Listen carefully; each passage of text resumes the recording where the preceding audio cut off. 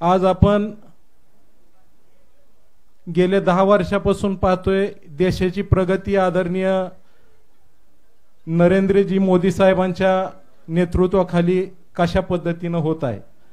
आणि आज आपण मागची विधानसभेची निवडणूक ही अपक्ष निवडणूक लढवली आणि सगळ्यांना विचारात घेऊन आदरणीय दादांचं मार्गदर्शन घेऊन आज आपण आदरणीय राज्याचे मुख्यमंत्री आपले नेते देवेंद्रजी फडणवीस साहेब यांच्या नेतृत्वाखाली काम करण्याचा निर्णय घेतलेला आहे। आणि आज भारतीय जनता पार्टीमध्ये आपल्या सर्व कार्यकर्त्यासमवेत आपण या कार्यक्रमाच्या निमित्ताने प्रवेश करत आहोत।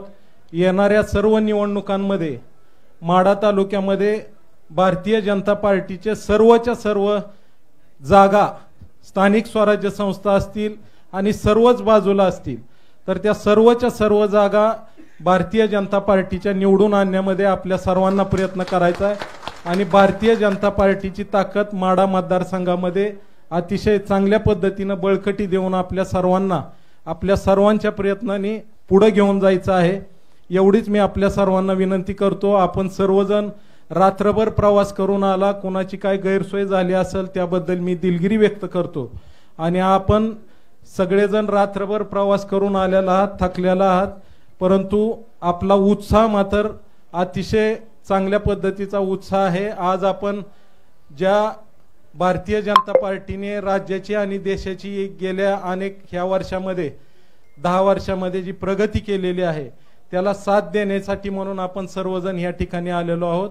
आणि इथून पुढच्या कालावधीमध्ये आपण पक्षासोबत सगळी कामं करण्याचं काम आपल्या सर्वांच्या प्रयत्नाने करायचं आहे। एवढीच आपल्या सर्वांना विनंती करतो।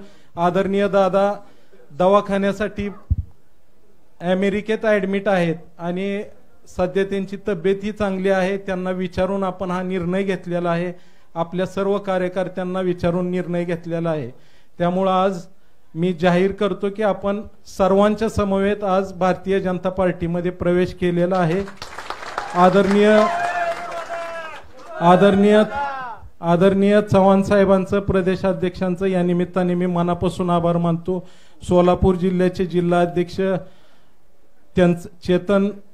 चेतन केदारजी यांचंही या निमित्ताने आभार मानतो। माढा तालुक्याचे भाजपचे अध्यक्ष योगेश बोबडे त्यांचंही या ठिकाणी सहकार्य आहे, त्यांचंही मी मनापासून आभार मानतो आणि थांबतो। जय हिंद, जय महाराष्ट्र।